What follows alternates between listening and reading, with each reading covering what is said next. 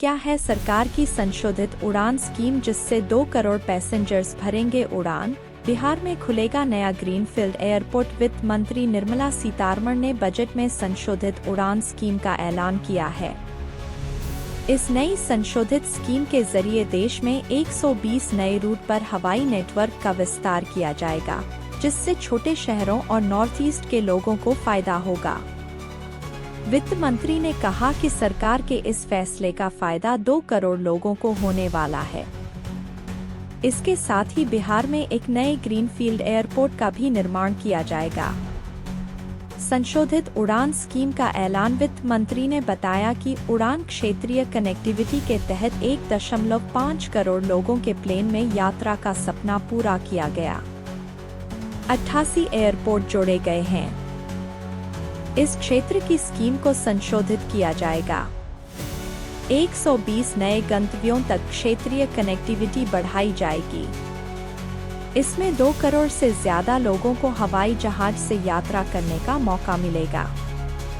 इसके साथ ही वित्त मंत्री ने कहा कि बिहार में 3 ग्रीनफील्ड एयरपोर्ट दिए जाएंगे, जो पटना के बिहटा एयरपोर्ट की क्षमता बढ़ाने वाले प्रोजेक्ट से अलग होंगे। 50 टूरिस्ट स्थलों का होगा विकास।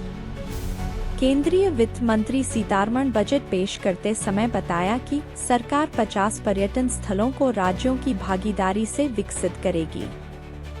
रोजगार प्रेरित विकास के लिए आतिथ्य प्रबंधन संस्थानों के लिए कौशल विकास कार्यक्रम आयोजित होंगे। होम स्टे के लिए मुद्रा ऋण, यात्रा और संपर्क में सुधार किया जाएगा। वीजा शुल्क में छूट के साथ ई-वीजा को और बढ़ावा दिया जाएगा। चिकित्सा, पर्यटन और स्वास्थ्य लाभ को बढ़ावा दिया जाएगा। अनुसंधान, विकास और इनोवेशन के लिए 20,000 करोड़ का बजट है। बजट पर इंडस्ट्री का क्या है रिएक्शन? स्पाइस जेट के चेयरमैन और मैनेजिंग डायरेक्टर अजय सिंह ने बजट पर कहा, यह एक दूरदर्शी और मध्यम वर्ग के अनुकूल बजट है, जो खर्च बढ़ाने, विकास को प्रोत्साहित करने और आने वाले वर्षों में भारत की प्रगति का आधार तैयार करने का वादा करता है। संशोधित उड़ान योजना के तहत 120 नए गंतव्य जोड़े जाएंगे और अगले 10 वर्षों में 4 करोड़ अतिरिक्त यात्रियों को हवाई यात्रा से जोड़ा जाएगा। इससे भारत के विमानन क्षेत्र में बड़ा बदलाव आएगा। यह पहल न केवल दूरदराज के क्षेत्रों में हवाई यात्रा को आसान बनाएगी, बल्कि आर्थिक विकास और पर्यटन को भी बढ़ावा देगी, जिससे स्थानीय अर्थव्यवस्थाएं सशक्त होंगी।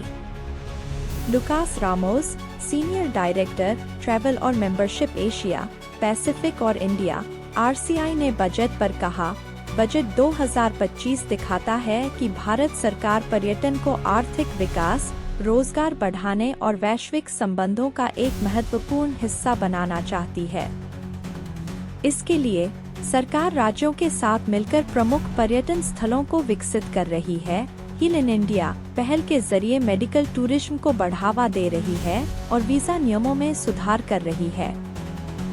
इससे भारत को एक बेहतरीन यात्रा और स्वास्थ्य सेवा केंद्र के रूप में मजबूत किया जा रहा है। होटलों को विशेष योजना में शामिल करना और कुछ विदेशी पर्यटकों को वीजा में छूट देना भी इस क्षेत्र को आगे बढ़ाने के लिए किए गए कदम हैं। इस बजट में सही नीतियों और निजी क्षेत्र के सहयोग से भारत को एक आसान, आकर्षक और तेजी से बढ़ता हुआ वैश्विक पर्यटन स्थल बनाने की नींव रखी गई है। इंडिगो के CEO पीटर एल्बर्स ने कहा, केंद्रीय बजट 2025 में भविष्य के लिए तैयार यात्रा प्रणाली विकसित करने के लिए कई शानदार योजनाएं पेश की गई हैं। इसमें लोगों, बुनियादी ढांचे और विमानन क्षेत्र पर खास जोर दिया गया है। विश्व स्तरीय हवाई अड्डों का विकास, क्षेत्रीय कनेक्टिविटी बढ़ाना, विमानन क्षमताओं का विस्तार, बेहतर प्रक्रियाएं, मजबूत नियम और आसान वीजा सुविधा, ये सभी भारत को एक वैश्विक विमानन हब बनाने के लक्ष्य को पूरा करने में अहम भूमिका निभाएंगे।